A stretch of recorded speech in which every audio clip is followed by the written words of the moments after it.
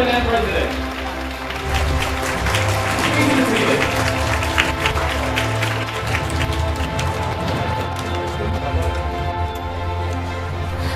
Madam President, President Shin, President Marcos, ladies and gentlemen, Mademoiselle, Monsieur, Señor et Señorita, buenos dias, bonjour, good morning to all of you, and welcome to the 65th annual meeting, 70th anniversary of IAJ.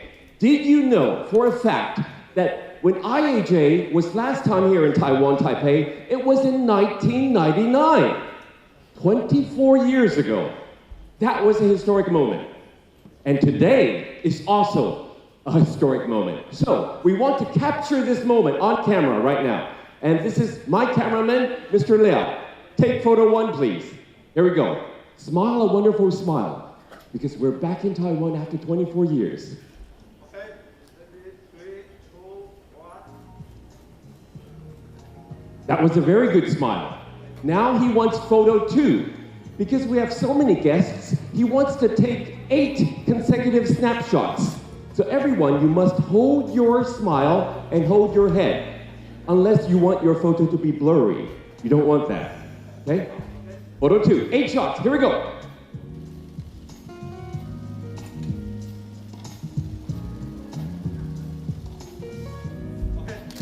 Thank you, our applause for our cameraman, Mr. Liao, thank you. Now, to begin our opening ceremony, I have for you Taiwan's very own culture, Taiwan's drum performance. Ladies and gentlemen, this, if you're not awake yet, this will surely awaken you, because it's very loud. Ladies and gentlemen, Taiwan culture, Taiwan drum performance, 掌声欢迎宋坤传译。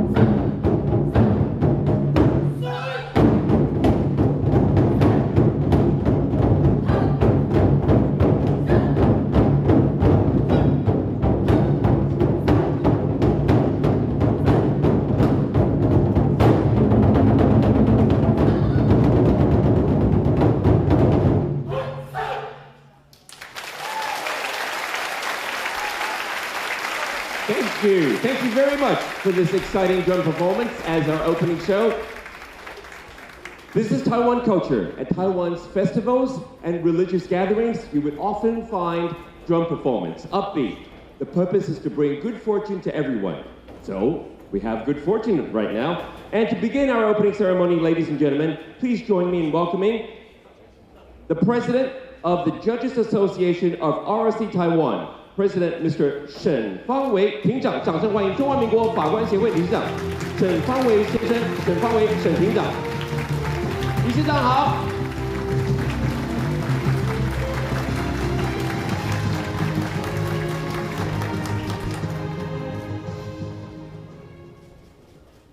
Dear President Tsai, delegates, distinguished guests, ladies and gentlemen.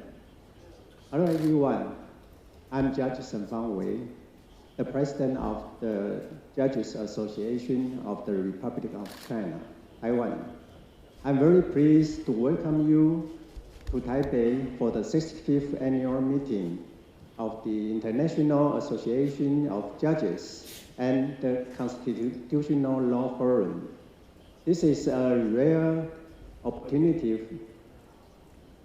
for us to gather together to exchange experience, share insights, and enhance friendship. This year is also the 70th anniversary of the establishment of IAJ. This is a milestone worth commemorating and celebrating. In the past 17 years, IAJ has committed to promoting rule of law, global judicial independence, protecting judges' rights, improving judicial quality, and advancing judicial reform.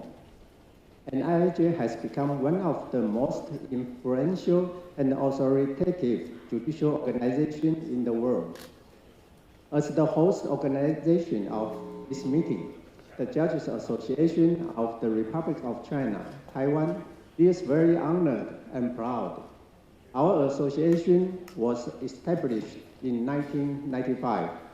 We uphold the principles of fairness and justice, service to society, respect for human rights, and protection of democracy. We strive to provide high quality and timely judicial services that meet the needs of the times. Soon after our establishment, we applied to join IAJ and was invited to attend the 38th annual meeting held in Tunisia in September 1995. We sent delegates as observers and sought membership that year. The president of IAJ, Rena Voss, proposed our application at the central meeting on the third day, which was approved by resolution. The next year, in September 1996, we participated in the 39th annual meeting in Amsterdam, Netherlands. In that meeting, all members applauded and passed a proposal for us to host the 1999 IAJ meeting. We formed a preparatory group and successfully held the 42nd IAJ annual meeting in Taipei in November 1999. IAJ plays a vital role in supporting judicial independence globally. It provides a platform for dialogue, exchange, and solidarity among judges from different countries and regions. It also advocates for judicial independence at national and international levels. Along with judicial independence, constitutionalism is also a core value of the judiciary. Both are essential for ensuring fair and impartial justice for everyone. Both of them serve not only the interests of judges, but also those of litigants, lawyers, society, democracy, and human rights. However, they face many challenges in a changing world. These challenges require judges to be vigilant, adaptable, and full cooperative. We thank the Constitutional Court of Taiwan for co-organizing the Constitutional Law Forum. At this year's IAJ annual meeting, to discuss issues related to these core values, which will make the content of this meeting more substantial and meaningful. I believe that through the meeting, we can learn from each other's experience and wisdom, explore feasible solutions, and enhance our mutual understanding and trust. I hope that this meeting will be a fruitful and successful one for all of us.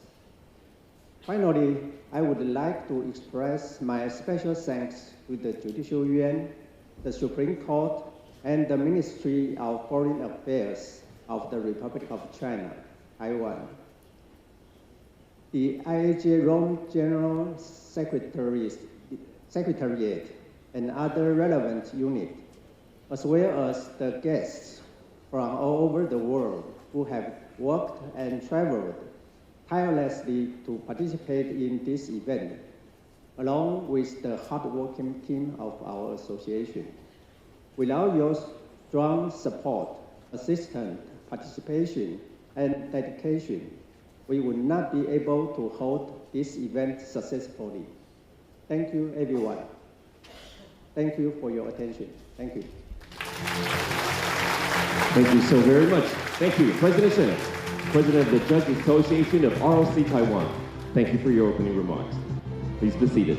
Ladies and gentlemen, and now up next to speak to us is the Chief Justice and President of the Judicial Yuan of the Republic of China, which is ROC in Taiwan. Please welcome President Xu Zhongli. 掌声欢迎我们许院长，司法院院长许院长，院长好。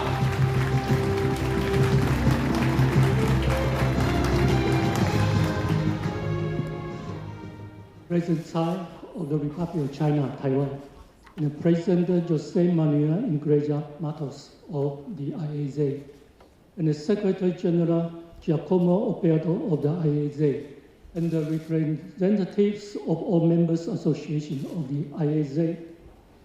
And ladies and gentlemen, greetings. We are delighted that the 65th annual meeting of the International Association of the Judges and its 70th anniversary can be held in Taipei this year.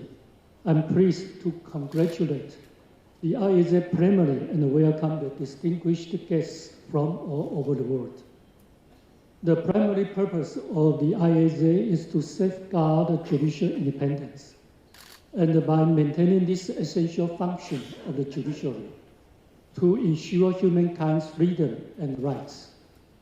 Since the establishment of the IAZ in Salzburg, Austria, in 1953, the idea of judicial independence has gained broad consensus within judges' associations worldwide. The IAZ now has 94 members from national associations or representatives groups across 5 continents. The IAZ is celebrating its 70th anniversary this year. We believe that the idea of freedom, judicial independence, and human rights are precious assets of humankind.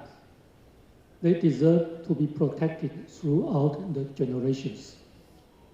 It's expressly shown in the Universal Charter of the Judge that the independence of the judge is indispensable to impartial justice under the law. Judicial departments face various challenges and difficulties in the rapidly changing global community. It's indispensable that judges around the world strengthen their cooperation and exchanges and safeguard core values such as freedom, judicial independence, and human rights together. Through the assembly, encouragement, and the mutual support from like-minded friends, we can celebrate IAZ's 70th anniversary and more anniversaries in the future under our unwavering beliefs to the IAZ goals. Taiwan has the opportunity to host the 42nd annual meetings of the IAZ in 1999. After 24 years, We thank all members of the IASA for allowing Taiwan to host the annual meetings of the IASA once again. The time for its 35th annual meeting. Over the past 20 years, Taiwan has progressed in all areas. Our democratic institution has matured and is renowned globally as the technology island. Through hosting the IASA event, we hope to reciprocate the global community and promote international exchanges of the judiciaries. In addition, we can also show the contemporary development of Taiwan's economy, freedom, and democracy to the world. According to the 2023 IMD World Competitive Yearbook issued by the International Institute for Management Development, Taiwan ranks 6th out of 64 countries. Moreover, according to the 2023 Freedom in the World Report issued by the Freedom House, Taiwan ranks in 18th place alongside Iceland, Estonia, Chile, and Germany among 210 countries and regions. Dear distinguished guests, we hope you can truly feel the progress of Taiwan in freedom, democracy, the rule of law, and the economy during your stay. Like many other countries, the freedom, democracy, and the independence of the judiciary in Taiwan are not taken for granted. They do not happen naturally. Instead, they come from our ancestors' endeavors, blood, and sweat. Taiwan has gone through the process of democratization and liberalization. Peaceful elections are conducted under the people's will. It makes Taiwan a home to liberty and democracy. People have fundamental rights under the protection of the Constitution. The judiciary of Taiwan upholds core judicial values such as independence of trials, human rights protection, and due process. We pushed for pragmatic and substantial judicial reform amid social changes and a diverse society, such as in this year, implementing citizen judges in criminal trials and battling the protection of victims in criminal cases through restorative justice. Moreover, the Taiwan Constitutional Court announced Constitutional Interpretation number 748 in 2017, which made Taiwan the first Asian country to legalize same-sex marriage. The IASA Central Meeting, the Constitutional Law Forum, and the meetings of IASA study groups will follow this opening ceremony. The Constitutional Law Forum is an event hosted by the Judges Association of Taiwan and the Taiwan Constitutional Court. It will be launched as a side event to celebrate the 70th anniversary of the IASA. The forum is under the theme of judicial independence and constitutionalism. And dear distinguished guests, we welcome you to engage in dialogues and exchange thoughts with each other.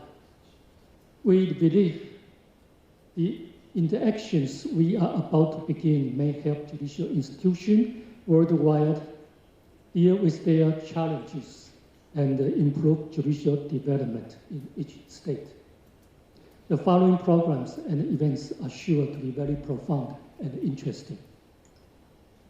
Taiwan has been hailed as Ilha Formosa, which means beautiful island in Portuguese.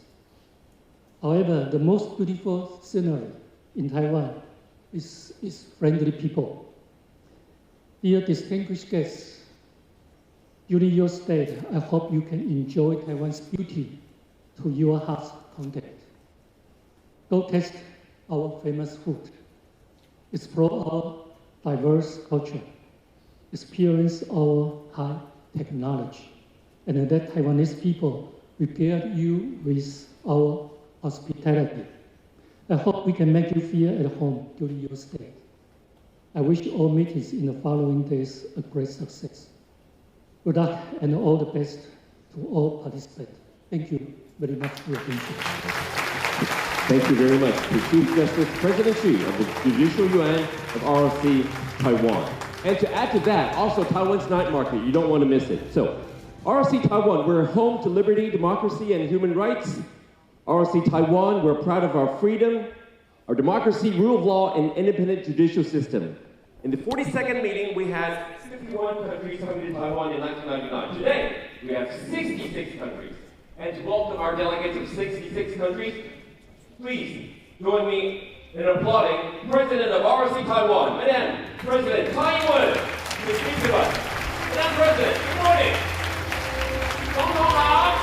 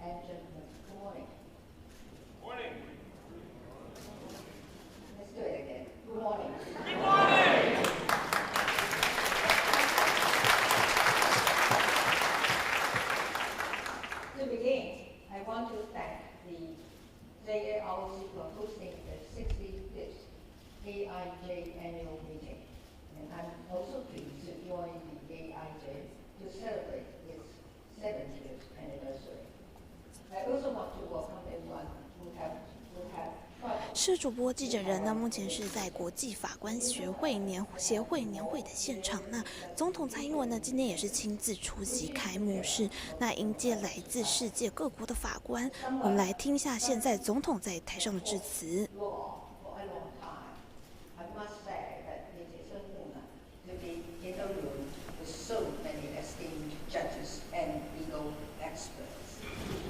In fact, this is not the first time the IAJ has set up a major milestone here in Taiwan. When Taipei hosted the annual meeting in 1999, the IAJ adopted the Universal Charter of the Judge. This landmark document has helped enshrine the value of judicial independence.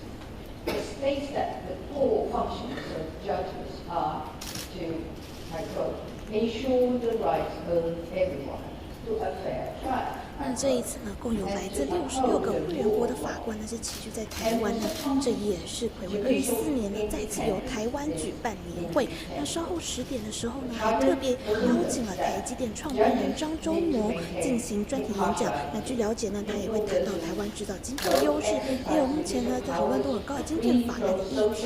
那我们将现场交还给彭丽主播。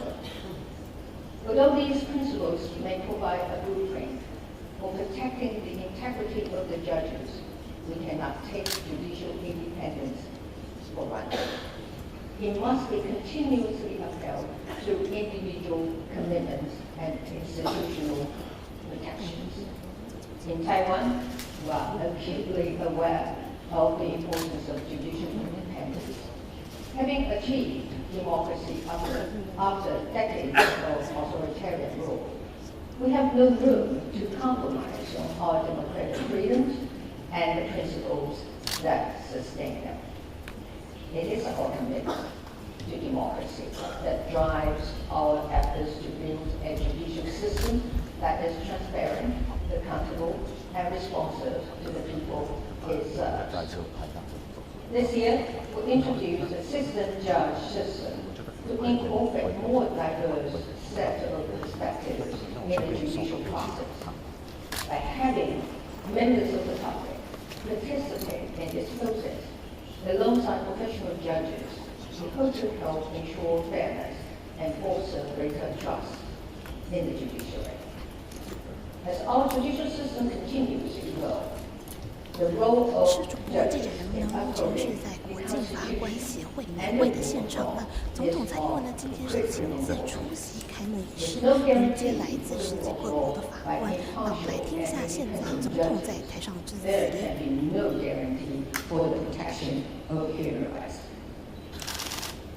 The IAJ provides strong support to the global community of judges dedicated to defending judicial integrity and human dignity.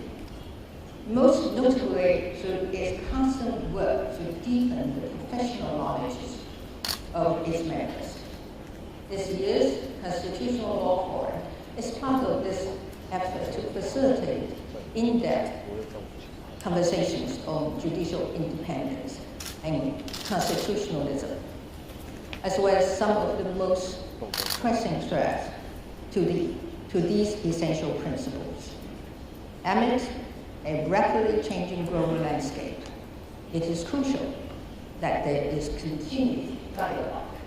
那这一次呢，也共有来自66个会员国的法官齐聚在台湾，因为这也是呢睽违24年再次由台湾举办年会。那稍后10点的时候呢，还特别邀请了台积电创办人张忠谋进行专题演讲。那据了解呢，他会谈到台湾制造晶片的优势，还有目前讨论度很高的晶片法案相关议题。那上次在现场掌握到最新情形，将时间交还给彭主播。The pursuit of human rights is never ending. New eras bring new challenges and revolutionary ideas. This is why we must continue to work even harder to ensure comprehensive human rights protection. To this end, we in Taiwan are working tirelessly to achieve the highest international standards of judicial independence and human rights protection.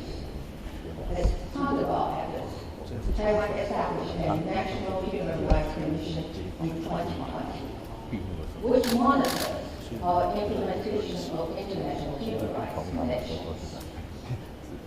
Several of such conventions, including CEDAW and ICCPR, have also been incorporated into domestic law to meet the international benchmark of human rights.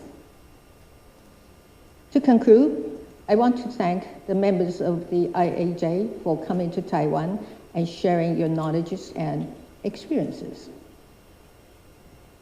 and expertise, of course. I hope you all have a pleasant stay in Taiwan. Please take some time to experience our culture and enjoy our beautiful scenery and of course the delicious food. I wish you a successful meeting and a happy 70th anniversary to the IAJ. Thank you. Thank you very much. Thank you so much, Madam President. Thank you. Our applause. Thank you. 谢谢总统，谢谢总统。Madam President has a very busy schedule, and so we would like to thank you with applause for your attendance today. The opening ceremony of our 65th anniversary of IAJ. Thank you so much. Thank you. Ladies and gentlemen, and now I have a short video to show you. This is our opening ceremony video.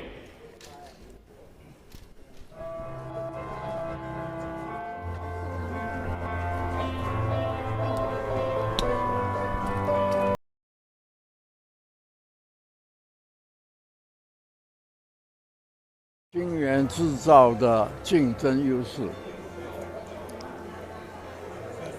这个也是法官们建议我谈的。台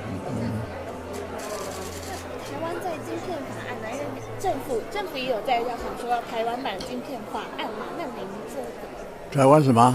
台湾版的晶片法案。台湾买的晶片。台湾版。我不太知道台湾版的晶片法案，我不太熟悉。那 Morris 有建议说，台湾政府应该要怎么样做，才可以跟各国现在？我现在已经退休，我没有什么建议。不过我们创办人待会就会报告他刚刚讲的台湾这个确保台湾的竞争力。好，那谢谢大家。谢谢你们，谢谢。我们可能要赶快洗光子，回去整个半导体产业。什么谁？细光子，我不太知道。那Morris你怎么看说？因为最近那个大陆华为，细光子是一种半导体技术，新的技术。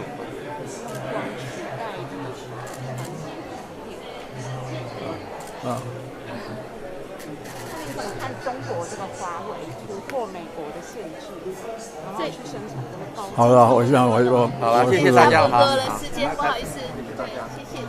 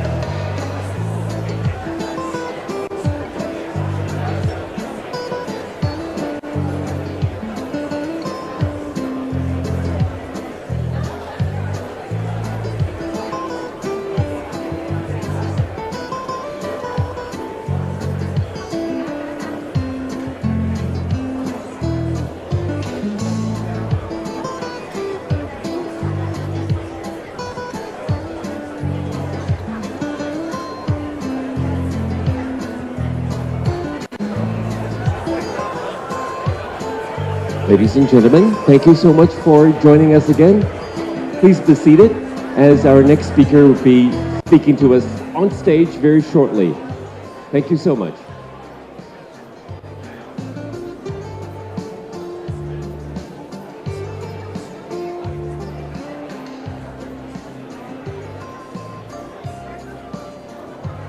Ladies and gentlemen, Mademoiselle and Monsieur, Signore and Signorita, thank you so much for joining us again. Our next speaker is ready and waiting. So, please be seated. Welcome back.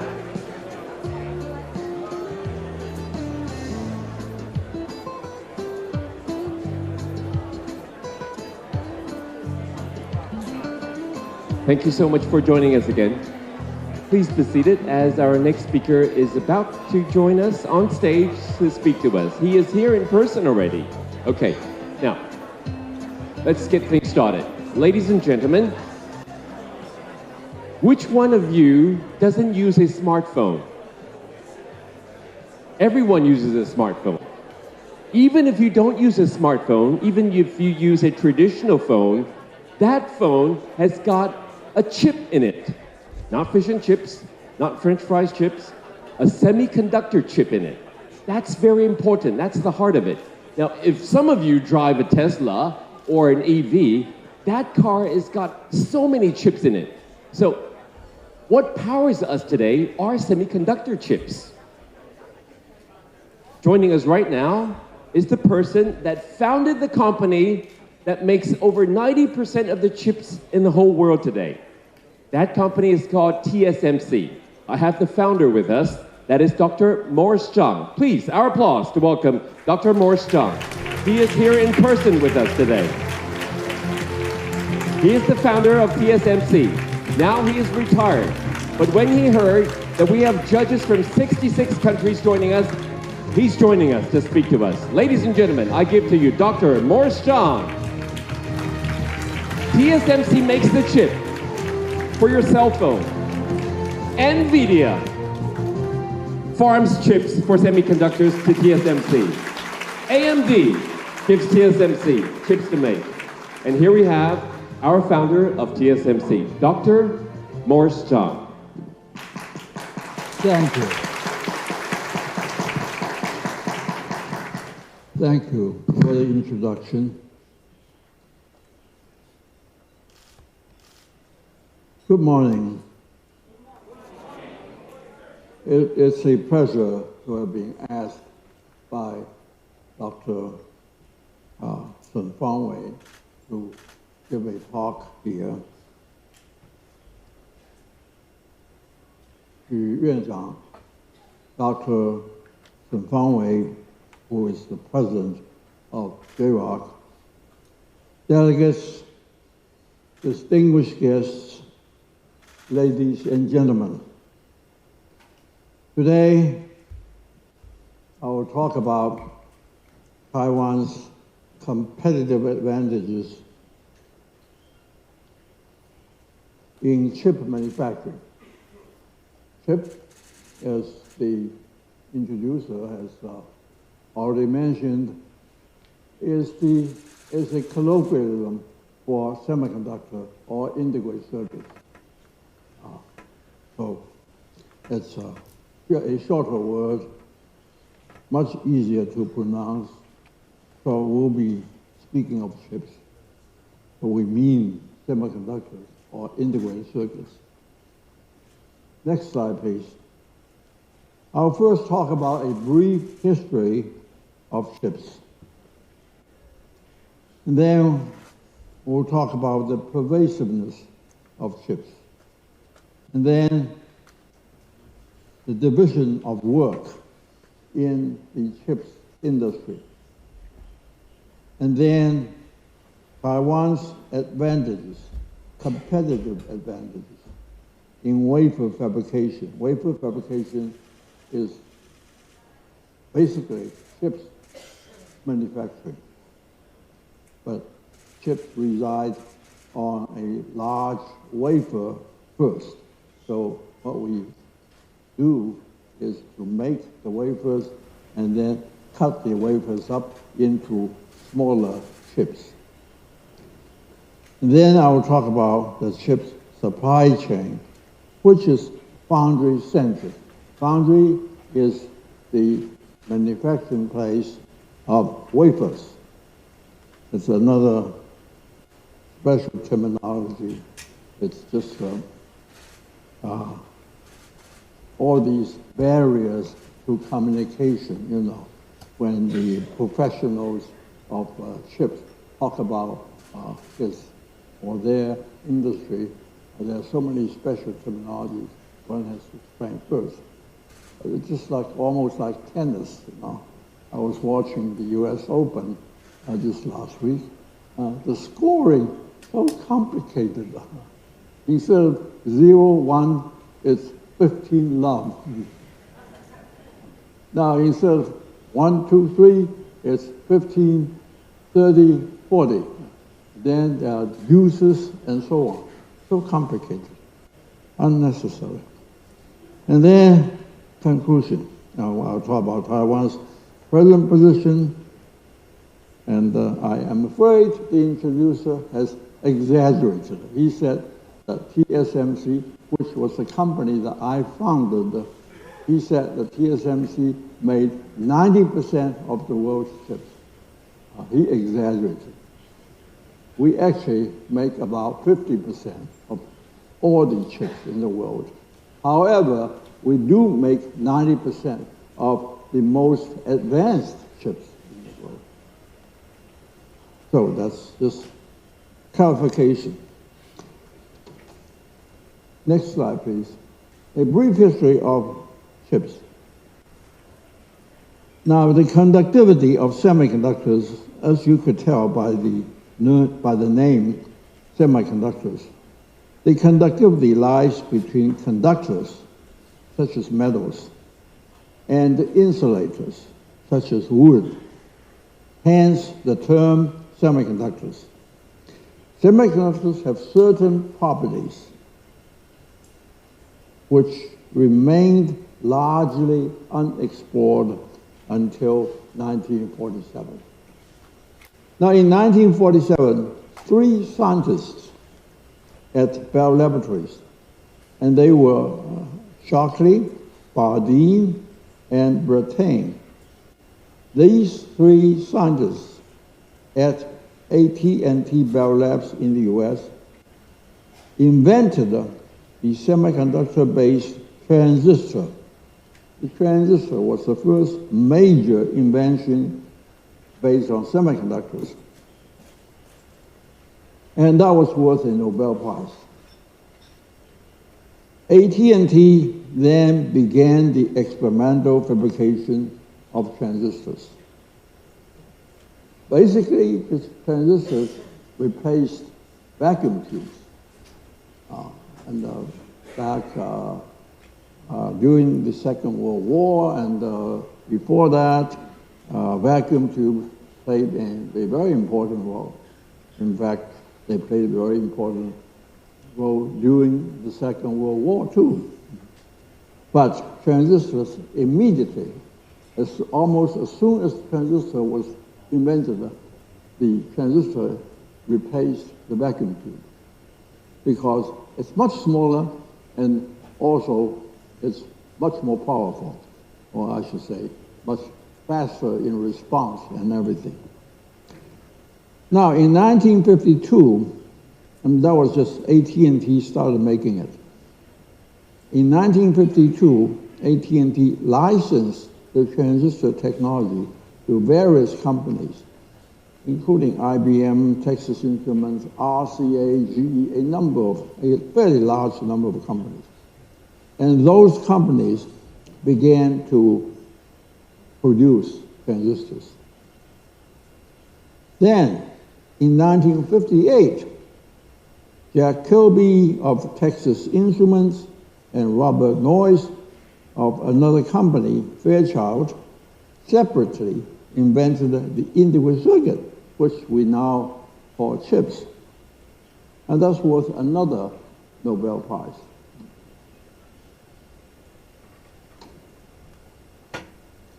Next slide, please. Now, in 1965, Gordon Moore, all these people, incidentally, were good friends of mine. Well, of course, not the three scientists in Bell Labs, and they preceded me. They were generation 0 of semiconductors. But generation 1 were people like Jack Kilby, who was a very good friend of mine in Texas Instruments. Robert Noyce, also a very good friend of mine. We were generation 1 of chips. Generation 1 of chips. And almost everyone is dead except me. Generation 1. Anyway, in 1965, Gordon Moore, another good friend, predicted that the number of transistors in an integral circuit doubles every 1.5 to 2 years. The prediction was later known as Moore's Law and remained valid for 50 years. Now, just think about that. Something doubling for every 1.5 to 2 years, and when it goes on like that for 50 years. Well, if you use your calculator or anything, you will find that it's a remarkable phenomenon. A very poor person, if you just have $1, then, and if you double the dollar every 1.5 to 2 years, for 50 years, you become one of the richest men in the world. If you start with just $1. Well, anyway, this exponential increase of transistors on a chip and the corresponding decrease of cost of a transistor allowed an ever wider range of applications. Chips became pervasive. That is very, very important fact in the history, a very, very important development, the pervasiveness of chips. Now, this Moore's Law was worth Actually, I think they finished. They were through. The Nobel Committee were through giving Nobel Prizes to CHIPS people. So instead of the Nobel Prize, Gordon Moore's law was worth a Medal of Honor from the Institute of Electrical and Electronic Engineers, and that was considered to be equivalent to the Nobel Prize of Electrical Engineering. There's no Nobel Prize for Electrical Engineering, so the largest international institute of electrical engineering gave a Medal of Honor every year, and Gordon Moore received a Medal of Honor. Now, in 1987, yours truly, me, founded the Taiwan Semiconductor Manufacturing Company, TSMC in Taiwan, based on an innovative business model. The business model is a dedicated semiconductor foundry, and I will explain that in the next slide. Not yet. Next slide, I will explain that term. And this again was worth just an IEEE Medal of Honor. Next slide. Pervasiveness of chips, I think the introducer has already said almost enough about it. From national defense, such as missile guidance, to industry and commerce, such as computers, to daily life, smartphones and cars. Well, I came to Taiwan. I lived most of my life in the United States prior to my coming to Taiwan. But I came to Taiwan 38 years ago, in 1985. And back then, transistors were already widely used. However, we could not quite say that it was pervasive. So, when I spoke, I did give a great many speeches, even then, in 1985, when I first came to Taiwan. So when I gave speeches, I was explaining transistors. So I used watch, the electronic watch as an example. I would ask the audience, do you have a quartz watch? And some people did, in fact, quite a few people did. They already said that. I said, you carry chips on you, because the quartz watch did contain chips. Now, of course, I don't need to use quartz watch. I mean, my goodness. The smartphone. Do you know how many transistors the smartphone contains? Does anybody know? Does anybody have an idea? Yeah, please. The gentleman. Well, you are about 30 times off. Actually, it's about 15 billion now. Of course, that means that's the most advanced smartphone, which still is Apple. And 15 billion transistors. It contains, maybe about 20 chips, but each chip contains millions or billions of transistors. So in terms of the number of transistors, a smartphone, an advanced smartphone, an Apple smartphone, contains about 15 billion transistors. Anyway, next slide, please. Here I'm going to try to explain the business model that we started in TSMC. I'm sorry that we have no pointer here.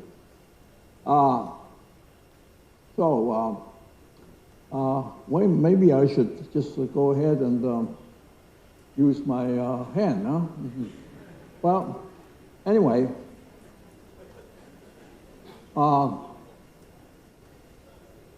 In this IC thing, there is a pointer.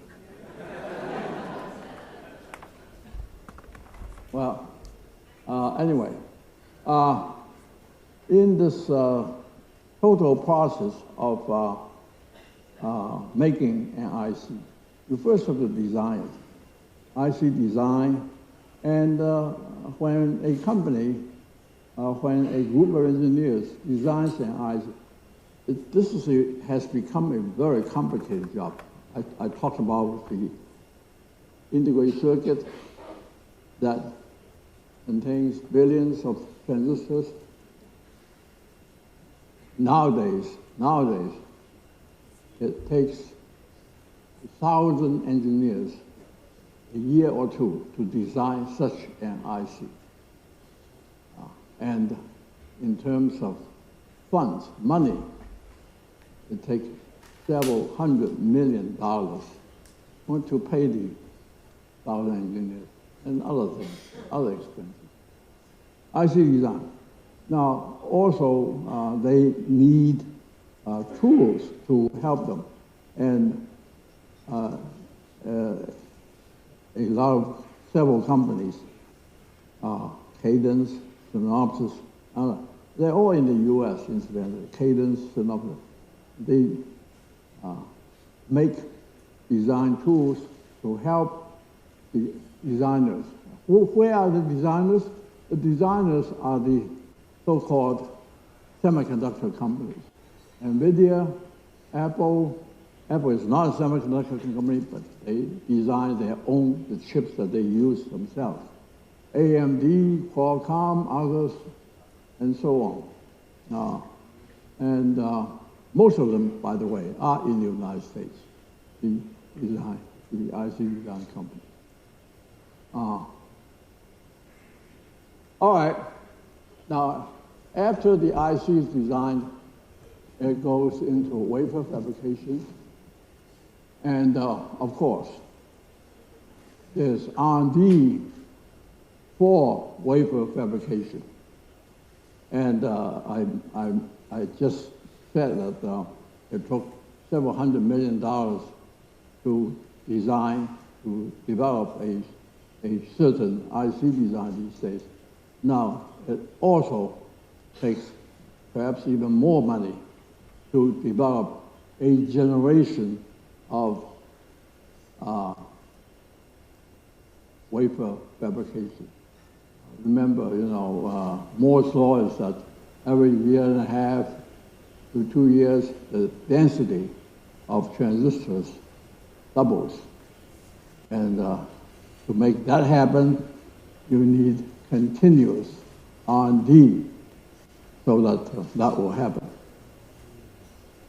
And then you go to packaging. Now, packaging, there's advanced packaging and there's not so advanced packaging. The advanced packaging is now being done in the same companies that make the wafers. The not so advanced packaging is being done by a lot of other companies.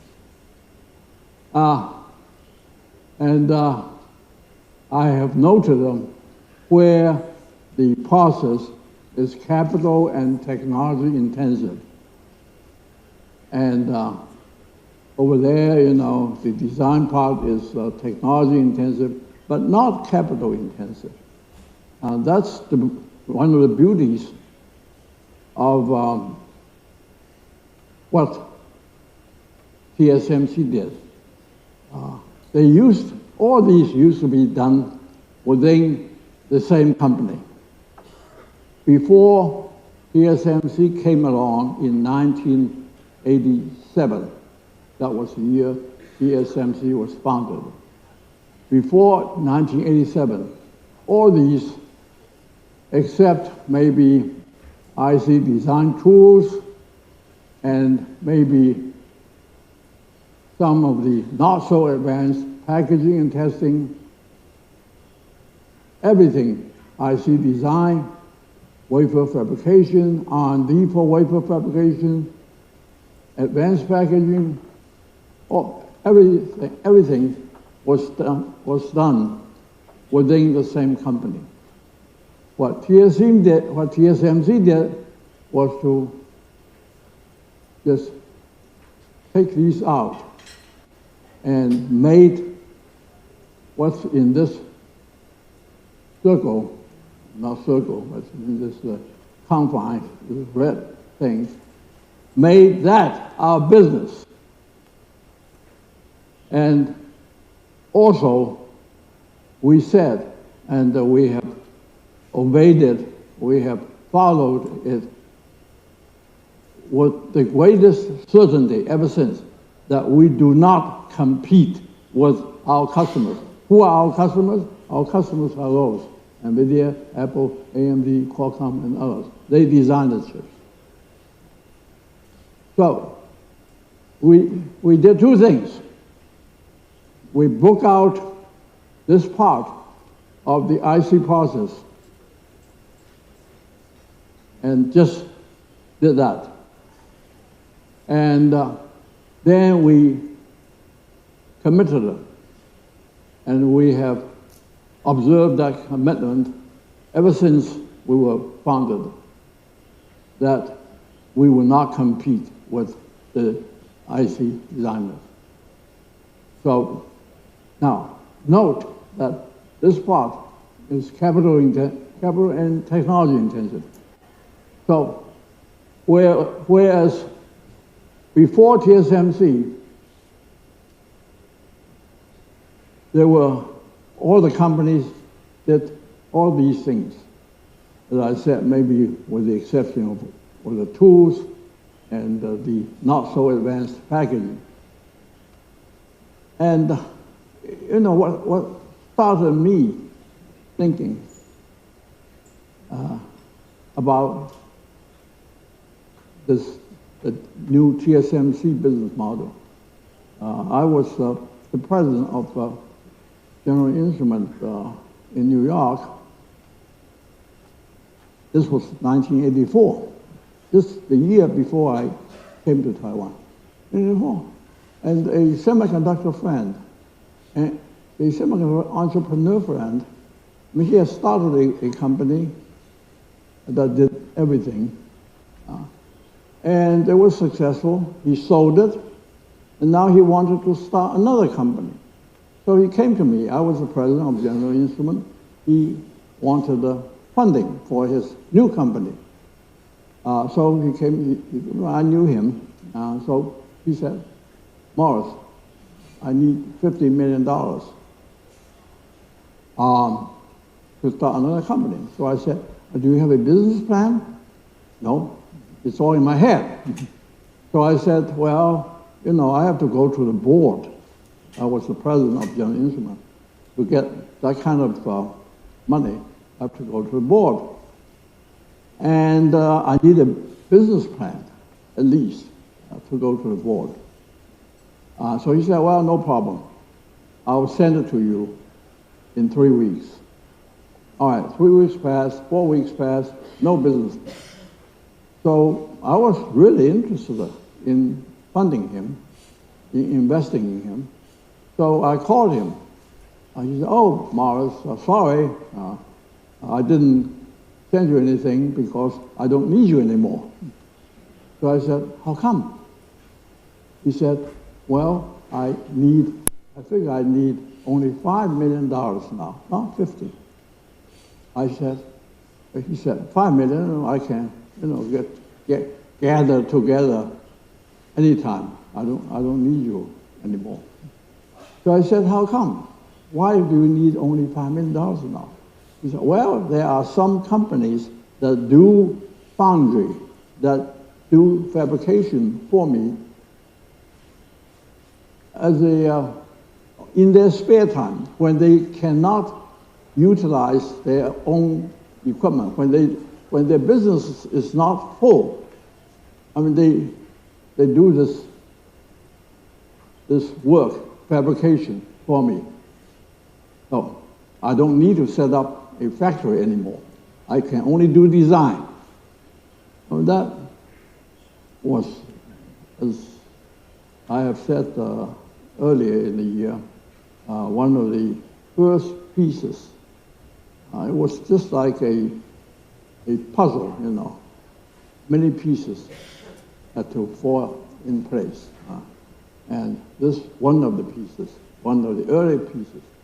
Anyway, because we have made the design industry possible because they don't need very much money to start their business now. I hope I have explained it. Well, anyway, next slide, please. Now, Taiwan's advantages in wafer fabrication. Talents, substantial supply of high quality and dedicated engineers. We probably have the highest percentage of young people going to college in this eligible age of 18 to 22 or whatever. In this eligible age bracket, we probably have the highest percentage of young people going to college. And furthermore, or technicians, we have had 3-year trade schools, kind of junior colleges, 5-year trade schools, kind of junior colleges. By the way, there are not as many of them anymore because more people are going to 4-year colleges, and that, unfortunately, I think is the problem. But still, we have a fairly substantial supply of high quality of dedicated engineers and even operators willing to work in manufacturing, willing to work in chip manufacturing. Chip manufacturing, the environment is kind of sterile, very clean environment, and you have to wear pretty heavy special clothes, almost like spacesuits. Anyway, but there are enough people in Taiwan that are willing to work. Yeah. Low turnover rate. And as I said, I worked a long time in semiconductors in the United States. And actually, the United States had excellent manufacturing competitive advantage back in the 50s and 60s. I started in the 50s. And for at least 10, 15 years, I really believe that the United States had the best competitive advantages in semiconductor manufacturing in the world. But things change. And while Taiwan has these advantages now, I think that may and probably will change also in another 20, 30 years, so on. But anyway, Taiwan has them now. Low turnover rate.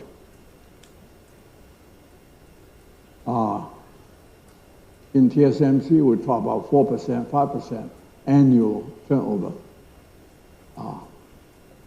And in the United States, in the late 70s, 80s, which was the last period I was there, the turnover rate could be as high as 15, 20%. And that was certainly a disastrous problem because it takes about half a year to train an operator, even an operator. It takes half a year. An engineer, it takes many years to train an engineer. And you cannot have a turnover rate over 10% and really do anything. Okay, now ease of transport via high-speed rail and highways. I'm not going to read the whole paragraph. Anyways, we have in TSMC, for instance, We have 3 manufacturing centers, but they are all connected via the high-speed railway. So at any moment, we have 1,000 or 2,000 engineers stationed in a site where they don't live, where their homes are not. They live in dormitories from Monday to Friday, and they go to their home, go to their families, Saturday, Sunday. And they do that for half a year, for a whole year, etc. And that is something that you cannot do in the United States or anywhere else. Anywhere else. Experience curve theory. I was an early student or co-worker, I should say, of the experience curve theory. And basically it means large cumulative experience yields lowest cost. And so when a business begins, when a business does not look attractive at the beginning, however, it's a large volume business, and it will add to our experience on the expense curve. We often focus, and the results were almost always favorable because it added to our experience. And, I'm not going into details of experience curve theory. It's a lot more complicated than my simple description. Anyway, next slide, please. In Taiwan, chip supply chain. It's foundry-centric. Foundry means companies like TSMC. Upstream, we have design companies now, and such as MediaTek and others. Midstream, we have equipment manufacturers, and the important global semiconductor equipment manufacturers such as ASML, which is a Dutch company, Applied Materials, that's a US, Lam Research, that's US also, and there's a few Japanese companies, the equipment companies, all having service centers, training centers, and labs in Taiwan. Downstream, we have packaging and testing companies such as ASE. Anyway, next slide, please. Taiwan's present position, leader in chips manufacturing technology and volume. In the developed countries of approximately 2.5 billion people in the world. Now, just a couple of days ago, I read news that not just in developed countries. In fact, the news said that everybody, 7 billion people in the world, almost everybody, 75% of them carried smartphones now. That kind of surprised me a little bit, but that was what I read. I said in the developed countries of approximately 2.5 billion people in the world, nearly every person uses Taiwan-made chips products in their day-to-day living or work. Next slide. Conclusion. Chips manufacturing is a crucial industry. It is also the only crucial industry where Taiwan has a leadership position in global competition. Taiwan needs to defend its leadership position. Thank you very much for having the patience. Thank you. And we thank you very much, sir. Dr. Morris Strong, founder of TSMC. Wonderful sharing. A recap of the third whole history of Taiwan's semiconductor. Thank you very much.